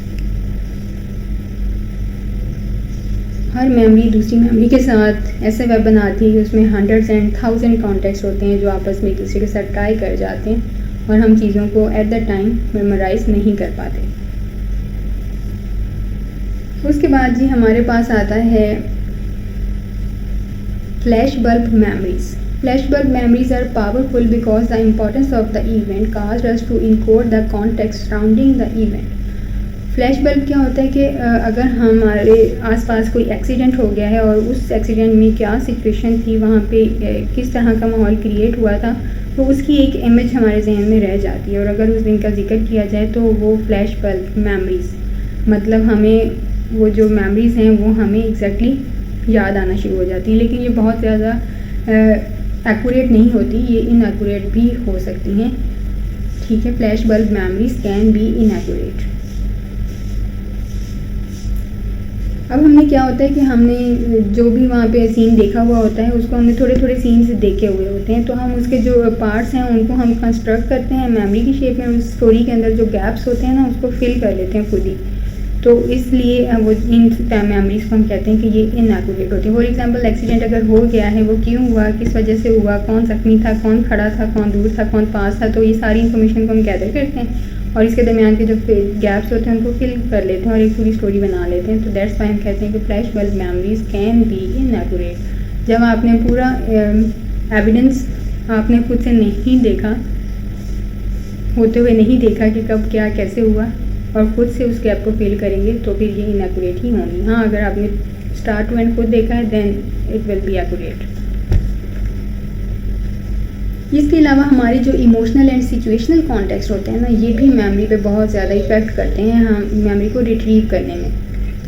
या तो हम इमोशनली स्टेबल हों कि हम उस मेमोरी को रिट्रीव कर सकें, या फिर हम ऐसी सिचुएशन में होते हैं कि वो मेमोरी हम उस सिचुएशन में ही रिट्रीव करते हैं, अदरवाइज़ हम नहीं कर पाते। सो यहाँ पर अब बहुत सारी स्टडीज़ हैं जो डिमॉन्स्ट्रेट कर रही हैं power of mood congruent memory. अब ये क्या है कि हम उस मेमोरी को उस वक्त ज़्यादा अच्छे से रिकॉल कर सकते हैं जब हमारा मूड उस मेमोरी के साथ मैच कर रहा हो। ठीक है, फॉर एग्जांपल अगर कोई हैप्पी मोमेंट है आपका, अभी नॉर्मली तो हम उसको याद नहीं करते, बर्थडे हो रहा है तो आपको पिछले साल वाला बर्थडे याद आ जाता है क्योंकि वो ज़्यादा अच्छा हुआ था। तो आपको क्या हुआ है कि आपको हैप्पी इवेंट एक आप रिकॉल कर रहे हैं जब और इस वक्त आप हैप्पी इवेंट में ही मौजूद हैं। ठीक है, तो इसी तरह से अगर आप किसी नेगेटिव इवेंट में मौजूद हैं तो आप नेगेटिव इवेंट जो पहले हो चुके हैं आप उनको उस मूड के साथ लिंक करके याद करेंगे कि अभी उदास हैं तो पहले जब उदास है तब ये हुआ था, तो उससे रिलेटेड सारी चीज़ें याद आ जाती हैं। सो that is the mood congruent memory. So we are likely to recall happy events when we are happy and recall negative events when we are feeling pessimistic। इसके बाद हमारे पास दूसरी है state dependent memory. So mood congruent क्या हुआ, ये हमारी emotional होगी, और स्टेट डिपेंडेंट क्या है, ये सिचुएशनल है। सिचुएशन में क्या है कि जब आपको ऑलमोस्ट सोने के करीब हैं और आपको तब याद आता है कि ओह आज तो मेरी मीटिंग थी, आज तो मेरा टेस्ट था, मुझे याद ही नहीं रहा, तो मैंने टेस्ट लेना था, टाइम गुजर गया। सो ये इस तरह की इन्फॉर्मेशन कब याद आती है, जब हम ऑलमोस्ट सोने वाले होते हैं या फिर हम बहुत ज़्यादा कॉन्शियस स्टेट में नहीं होते। तो उसको अगर याद आए तो फ़ौरन लिख लेना चाहिए, क्योंकि नेक्स्ट टाइम भी वो इसी सिचुएशन में याद आएगी जिस सिचुएशन में आपको अब याद आई है। उसके बाद आपको नहीं याद आएगी, आप भूल जाएंगे। नेक्स्ट डे आप पूछेंगे रात मुझे कुछ याद आया था, पता नहीं क्या था, भूल गया, पता नहीं मैंने क्या करना था। तो अब वो आपको तभी याद आएगा जब आप दोबारा उसी तरह की सिचुएशन में होंगे, मतलब ड्रोजी होंगे या स्लीपी होंगे। सो ये होता है स्टेट डिपेंडेंट मेमोरी। एक मेमोरी जिस सिचुएशन में आपको याद आएगी नेक्स्ट भी आपको उसी सिचुएशन में याद आएगी। उसके बाद है हमारे पास कंस्ट्रक्टिव मेमोरी। अब हम मेमोरीज को कंस्ट्रक्ट कैसे कर सकते हैं। आपने मीडिया पे बहुत देखा होगा कि मेमोरीज़ जो हैं वो अचानक से रिकवर हो जाती हैं। बहुत अरसे की भूली भुलाई चीज़ें आपको अचानक से याद आ जाती हैं और आप उसके मुताबिक फिर आप बताते हैं हाँ पीछे ये हुआ था और भूल गया है, पहले भूल गया हुआ है, लेकिन अचानक से वो आपकी मेमोरीज़ रिकवर हो जाती हैं। और ये बहुत सारे केसेस में ऐसा होता है कि बहुत सारे इंडिविजुअल्स ऐसा क्लेम करते हैं कि उनको अचानक से बहुत सारे इवेंट याद आ गए जिसकी बेस पे जो बहुत साल पहले हुए थे, और उन इवेंट्स को क्योंकि वो याद आ गए हैं, रिकवर हो गई है मेमोरी, तो उसकी बेस पर उन्होंने कुछ ऐसा कर दिया है जो कि काफ़ी ख़तरनाक है, दैट इज़ हार्मफुल। बच्चों को किल कर देना या फिर किसी पे बहुत ज़्यादा शाउट कर देना या किसी को नुकसान पहुंचा देना। सो ये क्या है रिकवर्ड मेमोरीज़ कि फिर ये पास्ट में मेरे साथ ऐसा हुआ था, इस पर्सन को देख के मुझे वो सब याद आ गया और मैंने गुस्से में आके इसका खात्मा कर दिया। सो ये होता है रिकवर्ड मेमोरीज़ में, जिसको मीडिया काफ़ी कवरेज देता है। While some of the memories can be corroborated by other means, memory researchers, अब यहाँ पे एक मेमोरी रिसर्चर है जिसे हम कहते हैं एलिजाबेथ लॉफ्टस, इन्होंने शो किया क्या मैनी ऑफ दीज मेमोरीज में बी कंस्ट्रक्टेड। अब ये जो मेमोरीज होती हैं ना ये कंस्ट्रक्टेड होती हैं या फॉल्स रिकलेक्शन होती है इवेंट्स की। अब ये कंस्ट्रक्टेड हैं या फॉल्स रिकलेक्शन है इवेंट्स की, इसको हम कहते हैं मिस इन्फॉर्मेशन इफ़ेक्ट। ठीक है, एलिजाबेथ ने ये जो हमें बताया कि जो रिकवर्ड मेमोरीज होती हैं या ये फॉल्स रिकलेक्शन हो सकती है या खुद से सेल्फ कंस्ट्रक्टेड मेमोरीज हो सकती हैं, तो इसको हम कहते हैं मिस इन्फॉर्मेशन इफ़ेक्ट। अब हमारे पास अगर हम किसी को विटनेस बना लेते हैं और उसे कहते हैं कि क्या हुआ था, ये किस सिचुएशन में हुआ, तो वो क्या होता है वो उस पर एक उसको याद आना शुरू हो जाता है। पहले भूल गया था, नहीं मुझे कुछ याद नहीं, फिर अचानक से याद आता है तो वो उसकी एक फॉल्स और सेल्फ कंस्ट्रक्टेड स्टोरी बना के आपको सुना देते हैं, जो कि देखने में और उसकी डिटेल सुनने में आपको लगता है कि वाकई इवेंट में बिल्कुल कुछ ऐसा ही हुआ होगा। ठीक है, और वो कुछ ऐसी रिकलेक्शन आपको दे देते हैं जो कि कभी हुई ही नहीं होती और बेचारा मासूम हत्थे चढ़ जाता है। ठीक है, अब इसमें क्या होता है कि बहुत सारे स्टडीज़ ने शो किया कि हमारे कुछ लीडिंग क्वेश्चंस भी कुछ इस तरह से होते हैं कि जो सामने वाला पर्सन है वो इस फॉल्स इन्फॉर्मेशन को बड़े आराम से और इजीली उन क्वेश्चन से इन्फ्लुएंस होकर वो रिकॉल कर लेता है फॉल्स डिटेल को। ये हमारे लीडिंग क्वेश्चंस का बड़ा रोल होता है। अच्छा, उस पर क्या टाइम था, तुमने कौन सी शर्ट पहनी थी, मतलब अगर उसने कोई गैप छोड़ भी दिए हैं तो ये लीडिंग क्वेश्चन पूछ के हम उस गैप्स को फिल करके स्टोरी पूरी कर लेते हैं। सो अब इससे क्या होता है कि जब हम इस तरह के क्वेश्चंस बार बार पूछ लेते हैं तो इससे एक एंटायरली न्यू मेमोरी जो है वो इस रिपीटिशन से, इन क्वेश्चन से एक न्यू मेमोरी कंस्ट्रक्ट हो जाती है और हम पक्के हो जाते हैं कि जी जो हम बता रहे हैं वो बिल्कुल ठीक है। इसका भी एक तरीका है इस फॉल्स इन्फॉर्मेशन को ना चेक करने का। क्या आपने उसने आपको जो स्टोरी बताई है ना डायरेक्ट ऑर्डर में, अब आप उसे कहें कि इसको इनडायरेक्ट ऑर्डर में सुनाए। अगर उसने शुरू से सुनाई है अब उसे कहें आखिर से स्टार्ट करें। शुरू से स्टोरी स्टार्ट की है उसने आपको सुना रही ये थी, अब उसने कहना जो आपने मुझे बताया इसको आखिर से स्टार्ट करें। तो अब जब वो आखिर से स्टार्ट करते हैं तो वहाँ पे बहुत सारी चीज़ें जो है ना वो गड़बड़ हो जाती हैं और वो पकड़े जाते हैं कि इन्होंने फॉल्स कंस्ट्रक्ट की है स्टोरी, इनकी सेल्फ कंस्ट्रक्टेड स्टोरी है जो इन्होंने बताई है।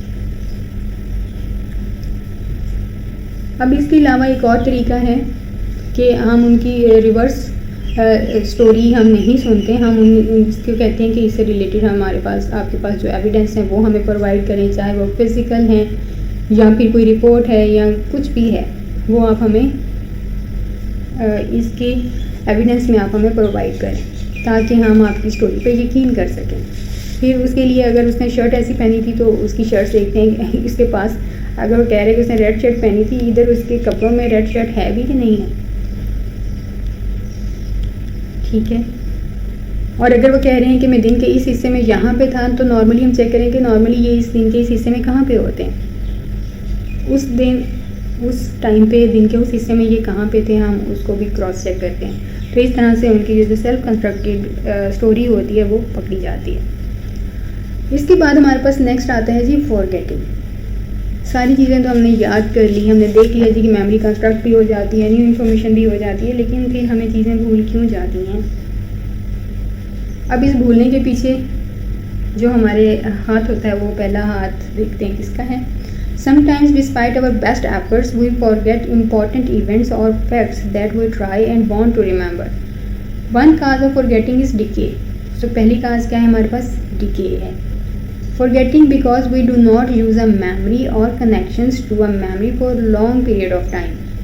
हमने जितनी जो भी याद किया है हम उसकी किसी के साथ कनेक्शन नहीं बनाते, एसोसिएट नहीं करते, चीज़ों को एक दूसरे के साथ रिलेट नहीं करते और फिर बहुत देर तक हम उसको कभी याद करने की कोशिश भी नहीं करते। तो इससे क्या होता है, वो सारी इन्फॉर्मेशन जो हमने इनकोडिंग करके at that time long term memory में भेजी थी, जो हमें हफ्ता एक याद भी रही, तो बहुत सालों तक वो याद नहीं रहती है, वो हमें भूल जाती है।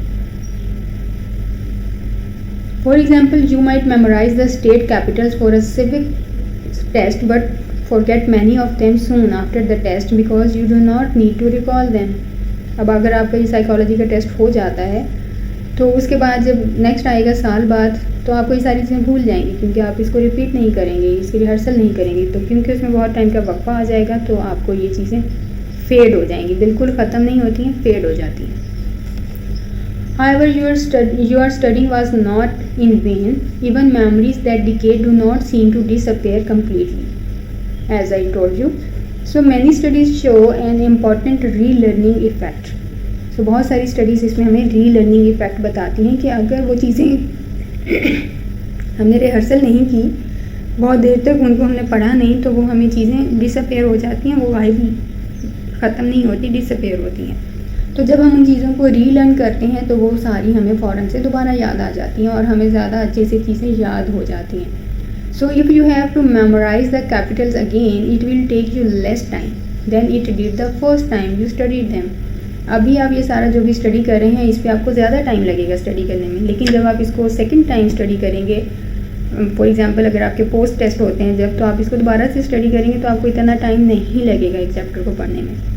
पहली दफ़ा पढ़ेंगे एक दिन लगेगा, दूसरी दफ़ा पढ़ेंगे तो आपके मे बी 2-3 घंटों में एक चैप्टर कवर हो जाए, तीसरी दफ़ा पढ़ेंगे तो आप आधे घंटे में पूरा चैप्टर कवर कर लेंगे। So that is the relearning effect. चीज़ें फेड हो जाती हैं लेकिन जब इनको रीलर्न करते हैं तो कम टाइम लगता है उसमें। इसके अलावा फॉरगेटिंग का एक और जो काज है वो है इंटरफेरेंस। इंटरफेरेंस में क्या है, sometimes other information in your memory compares with what you are trying to recall. Sometimes कुछ और इन्फॉर्मेशन होती है हमारे माइंड में जिसकी बेस पे हम कुछ इन्फॉर्मेशन को रिकॉल नहीं कर पाते। अब ये इंटरफेरेंस के 2 प्रोसेस होते हैं जिसकी वजह से ये अकर होती है। सबसे पहला है रिट्रोएक्टिव इंटरफेरेंस और दूसरी है प्रोएक्टिव इंटरफेरेंस। रिट्रोएक्टिव से आपने याद रखना है कि जो रिट्रो से रीसेंट इन्फॉर्मेशन इंटरफेयर, यहाँ पे जो रीसेंट इन्फॉर्मेशन है ना वो इंटरफेयर करेगी। पहले से आपको चीज़ें याद हैं, ठीक है, और आप कुछ न्यू इन्फॉर्मेशन भी आप लर्न कर रहे हैं, तो अब इसमें क्या होगा, learning new information interferes with the recall of older information. क्योंकि आपने नई चीज़ें लर्न कर ली हैं तो अगर आप ओल्डर इन्फॉर्मेशन को रिकॉल करने की कोशिश करेंगे तो वो वहाँ पे आप रिकॉल नहीं कर सकेंगे।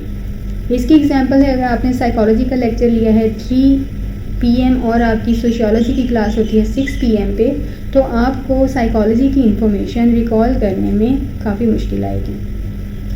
सो इसको क्या हुआ, क्योंकि जो हमने रीसेंट लेक्चर लिया उसने इंटरफेयर किया। सो रिट्रोएक्टिव को आपने ले लेना है, रीसेंट इन्फॉर्मेशन इंटरफेयर करती है। प्रोएक्टिव इंटरफेरेंस का मतलब जो प्रीवियस इन्फॉर्मेशन है वो इंटरफेयर करती है और हमें न्यू इन्फॉर्मेशन याद नहीं होती, ठीक है। Older information learned previously interferes with the recall of information learned more recently। अब हम जो recent information हम learn कर रहे हैं older information की वजह से वो हमें new याद नहीं हो रही। So that is the proactive interference। अब इनको याद आपने इनके नाम से ही रखना है, मिक्स हो जाती हैं। retroactive मतलब recent information interfere करती है और हम older information को memorize नहीं कर पाते। और प्रोएक्टिव इंटरफेरेंस में क्या है, हमारी जो प्रीवियस इंफॉर्मेशन होती है वो इंटरफेयर करती है और हम रीसेंट जो हमने जो भी लर्न किया है हम उसको रिकॉल नहीं कर पाते। सो that is the difference between these twos. इसके अलावा एक और थर्ड टाइप भी है जिसको हम कहते हैं रिप्रेशन। रिप्रेशन के बारे में तो आपने सुना होगा, रिप्रेशन क्या है। सिग्मंड फ्रायड ने ये टर्म इंट्रोड्यूस करवाई थी अपनी साइकोएनालिटिक थ्योरी में। That is another way that we forget is through repression. Repression के थ्रू भी हम चीज़ें भूल जाते हैं। रिप्रेशन क्या है, ये एक बेसिक डिफेंस मैकेनिज्म है in which a person unconsciously pushes unwanted anxiety producing memories out of awareness. So in this same theoretical framework If a person actively tries to put something out of the mind, then that is called suppression. ठीक है, सो ये दो चीज़ें हैं कि वो person unconsciously जो भी इंफॉर्मेशन होती है, एंजाइटी प्रोवोकिंग इंफॉर्मेशन होती है, उन सारी को वो रिप्रेस कर देता है, वो उसको अवेयरनेस में लाना ही नहीं चाहता, उससे वो बात ही नहीं करना चाहता, सो दैट इज़ रिप्रेशन. और अगर कोई पर्सन एक्टिवली ट्राई करे to put something out of the mind, then that is suppression. So ये हमारे पास 3 तरीके हैं फॉरगेटिंग के. First one was decay, second was interference and third one was repression. और रिप्रेशन से रिलेटेड है सप्रेशन. ओके जी, then how memories are physically stored in the brain. अब हमने पहले भी बात की कि हमारे पास कोई भी अगर मिस्ट्री हो जाती है तो हम पेशेंट्स के स्पेसिफिक ब्रेन डैमेज के साथ हमारे पास आते हैं, तो उनकी जो मेमोरीज़ हैं हम देखते हैं कि उसके अकॉर्डिंगली कुछ इंफॉर्मेशन या स्टडीज़ के अकॉर्डिंग हिप्पोकैम्पस एक ऐसा पार्ट है ब्रेन का जहाँ पे न्यू मेमोरीज स्टोर हो जाती हैं. मतलब पेशेंट्स को जो भी न्यू चीज़ सिखाई जाती है वो उनके हिप्पोकैम्पस में जाके स्टोर हो जाती है. लेकिन अगर हिप्पोकैम्पस उनका डैमेज हो जाए तो फिर क्या होगा कि वो न्यू मेमोरीज़ को स्टोर नहीं कर पाएंगे. लेकिन इस सब के बावजूद कुछ ऐसी इंफॉर्मेशन है जो उनके स्किल से रिलेटेड उनकी मेमोरी में सेव होती है, वो फिर हिप्पोकैम्पस में नहीं होती है, वो सेरिबेलम में होती है. अब हमारे पास यहाँ पे अगर हमारे ब्रेन में या हिप्पोकैम्पस में किसी तरह का कोई डैमेज हो जाता है तो हमें जो एमनेसिया होता है उसको हम कहते हैं एंटेरोग्रेड एमनेसिया. मतलब हम न्यू मेमोरीज़ को इनकोड नहीं कर पाते क्योंकि हिप्पोकैम्पस किससे रिलेटेड है, ये न्यू मेमोरीज़ को इनकोड करता है. और अगर ये डैमेज हो जाए तो एंटेरोग्रेड एमनेसिया हो सकता है. But they can recall events already in memory. लेकिन जो इवेंट्स होते हैं वो उसको रिकॉल कर लेते हैं जो ऑलरेडी मेमोरी में मौजूद होते हैं. They can learn new skills. ये लोग न्यू मेमोरीज याद नहीं कर पाते लेकिन ये न्यू स्किल्स सीख सकते हैं. ठीक है, they will not remember learning them. लेकिन इन स्किल्स को उन्होंने लर्न कैसे किया ये उनको याद नहीं रहता, बट स्किल वो सीख जाते हैं. सो इस सब से ये जाहिर होता है कि जो हमारी जितनी भी स्किल्स से रिलेटेड या प्रोसीजरल मेमोरी है वो ब्रेन में कहीं और जाके स्टोर होती है. और बहुत सारी स्टडीज़ जो एनिमल्स पे की गई हैं वो ये इंडिकेट करती हैं कि प्रोसीजरल मेमोरी जो है वो स्टोर होती है कहाँ पे, सेरिबेलम में. अब हमारे पास एमनेसिया की 2 टाइप्स होती हैं. एक होती है एंटेरोग्रेड एमनेसिया और दूसरी होती है रेट्रोग्रेड एमनेसिया. एंटेरोग्रेड में क्या होता है, जैसे हमने यहाँ पे देखा, हम न्यू इन्फॉर्मेशन की जो कैपेसिटी होती है वो इम्पेयर्ड हो जाती है लेकिन हम स्किल्स को सीख सकते हैं. और रेट्रोग्रेड में क्या होता है, हमारी वो इन्फॉर्मेशन जो हमने पहले से लर्न की थी वो सारी भूल जाती है लेकिन हमारे पास जो स्किल्स होती हैं या फैक्ट्स होते हैं वो हमें याद रहते हैं. तो रेट्रोग्रेड में न्यू इन्फॉर्मेशन हम नहीं स्टोर कर पाते, पुरानी सारी हमें याद होती है. लेकिन हमारे पास जो रेट्रोग्रेड है इसमें पुरानी सारी इन्फॉर्मेशन हमें भूल जाती है लेकिन न्यू इन्फॉर्मेशन हम याद कर लेते हैं.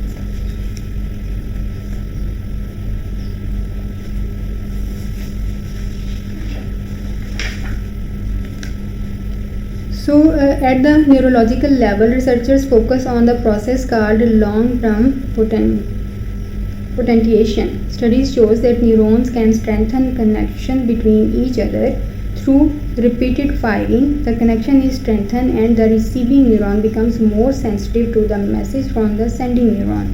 So this strengthened connection might be related to the connection we make in our long-term memory.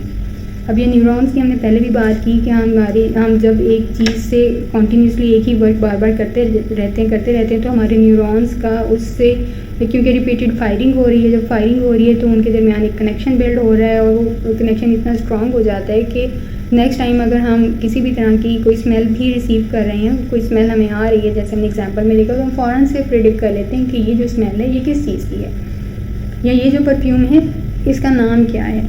तो वो हमें क्यों याद हो गया, क्योंकि हमारी इससे रिलेटेड सेंसेस ने ऑलरेडी इन्फॉर्मेशन रिसीव की हुई है, उसको इनकोड किया हुआ है, हमें लॉन्ग टर्म मेमोरी में भेजा हुआ है और अब कभी भी हमें कहीं से भी वो खुशबू आ जाए तो हम उसको फ़ौरन से आइडेंटिफाई कर लेंगे.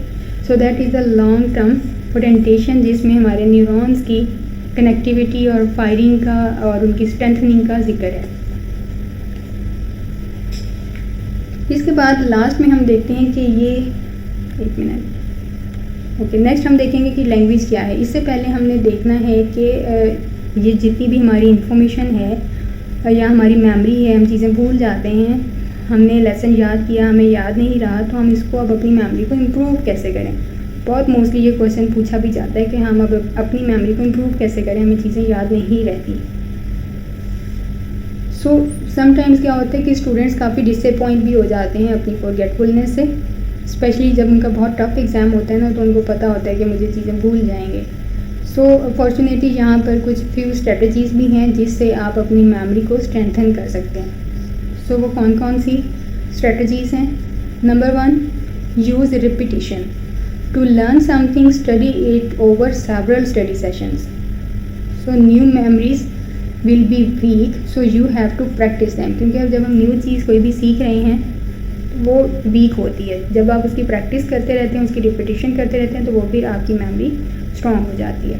इसके अलावा मैंने बताया कि ये हमारे मूड और सिचुएशन पे भी डिपेंड कर रहा होता है। तो किस सिचुएशन में आपको वो चीज़ याद आई है, आपने उसको फ़ौरन लिख लेना है। जब आप लिख लेंगे, उसको बार बार देखेंगे तो आपको याद रहेगी, अदरवाइज़ वो भूल जाएगी। So make the information meaningful. आप जो भी इन्फॉर्मेशन इस वक्त लिख रहे हैं, सुन रहे हैं या आप नोट डाउन कर रहे हैं, उसको मीनिंगफुल बनाएं। इन्फॉर्मेशन को एक दूसरे से रिलेट करें, अपनी लाइफ के इवेंट्स के साथ उनको इस तरह से रिलेट करें कि आप उसको जब भी रिट्रीव करना चाहें रिट्रीव कर सकें। अगर आप नोट्स बना रहे हैं तो उसके साथ आप मैप्स बना लें या इमेजेस बना लें, तो आपकी वो सारी इन्फॉर्मेशन क्या हो जाएगी, मीनिंगफुल हो जाएगी। जैसे हमने पहले भी कहा कि जो हमारी फोटोग्राफिक मेमोरी होती है वो बहुत स्ट्रॉन्ग होती है। इसके अलावा आप सेल्फ असेस करें अपने नॉलेज को बाय टेस्टिंग योरसेल्फ। आपने जो भी याद किया है, लर्न किया है, उसकी आप प्रैक्टिस करें, टेस्ट करें और अपने नॉलेज को टेस्ट करें। की टर्म्स लिख लें, उन की टर्म्स की फिर डेफिनेशन खुद को सुनाएं कि आया आपको याद है या नहीं। So then rehearse the information you were not able to recall. तो अगर आप इसकी रिहर्सल करेंगे ना बार बार, तो आपको उसको रिकॉल करने की ज़रूरत ही नहीं पड़ेगी, आपको ऑटोमेटिकली वो चीज़ें याद आ जाएंगी। अब इसके बाद हमारे पास क्या है, you mentally recreate the situation or mood you were in when you first learned the information. This can jog your memory. इसका मतलब ये है कि आपने जो सारी सिचुएशन पहले क्रिएट की थी, उस सारी सिचुएशन को, उस मूड को आपने दोबारा से डेवलप करना है। उसी मूड में, उसी सिचुएशन में बैठ के अगर आप उस चीज़ को दोबारा से रिपीट करेंगे तो आपकी मेमोरी और ज़्यादा स्ट्रॉन्ग हो जाएगी। So situation and mood also matters. Use mnemonic devices, acronyms, rhymes to build more memorable associations. आप कोई भी चीज़ याद करते हैं तो आप उसके लिए खुद से कुछ मिनिमोनिक डिवाइसेस, उसके चांक्स, उसके एक्रोनियम्स या कोई भी राइम आप उससे रिलेटेड बना लें, तो वो आपको इजीली याद हो जाएंगी वो चीज़ें। जैसे स्टेजेस हैं, किसी की तरतीब याद रखनी है, उसका सीक्वेंस आपको भूल जाता है, स्टेजेस का सीक्वेंस भूल जाता है, तो उन सब के लिए हम यहाँ ब्रेन के कौन से पार्ट्स हैं, कौन से मिड ब्रेन, फोर ब्रेन और हाइंड ब्रेन में कौन कौन से पार्ट्स हैं वो हम भूल जाते हैं, तो हम उसकी मिनिमोनिक डिवाइसेस या एक्रोनियम्स या फिर मेमोरी एड्स या कोई भी राइम बना के हम उस मेमोरी के ब्रेन के पार्ट्स को याद कर सकते हैं। Then the next is minimise interference by studying in a quiet environment. एक तो आप एक क्वाइट इन्वायरमेंट में बैठें, उसके बाद वहाँ पे जो भी इंटरफेरेंस है आपने उसको मिनिमाइज़ करना है कि उस इन्वायरमेंट में आपको कोई इंटरफेयर ना करे। जो भी इंटरफेरेंस है, पंखे का शोर है बहुत ज़्यादा है तो आप उसको स्लो कर दें, ठीक है। ऐसी जगह पे बैठें जहाँ पे बाहर से गुजरने वालों का आवाज़ें आप तक कम पहुँचें। सो इससे क्या होगा कि हम इंटरफेरेंस को मिनिमाइज़ करेंगे तो हम चीज़ें याद रख सकते हैं। क्योंकि एट अ टाइम हमने देखा कि हमारी जो वर्किंग मेमोरी है वो बहुत सारी इवेंट्स को लेकर कॉन्शियस होती है। तो जब आप बहुत सारी इवेंट्स पे एट अ टाइम अटेंशन दे रहे होंगे तो हमारी अटेंशन तो ऑटोमेटिक भी होती है, तो कहीं भी चली जाती है, तो उसमें क्या होता है, इंटरप्शन आती है आपकी लर्निंग में, तो हमें चीज़ें याद नहीं रहती, जो हम याद करना चाहते हैं वो नहीं रहती। इसके अलावा सबसे ज़्यादा इम्पॉर्टेंट है आपकी हेल्थ मैटर करती है। अगर आप हेल्दी हैं तो आपकी मेमोरी कंस्ट्रक्शन बहुत स्ट्रॉन्ग हो सकती है। इसके लिए आपको करना क्या है कि एक तो आपकी स्लीप एनफ होनी चाहिए, आपकी डाइट हेल्दी होनी चाहिए और वेल बैलेंस्ड डाइट होनी चाहिए। अगर ये तीनों चीज़ें आप अडॉप्ट कर लेते हैं, so these are the key in memory construction. Memory construction की बेसिक की है enough sleep, healthy diet and balanced diet. So that is all about the memory and forgetting. कल हम इंशाल्लाह स्टार्ट करेंगे language problem solving and creative thinking. अब अगर किसी का कोई भी क्वेश्चन है तो वो पूछ सकता है।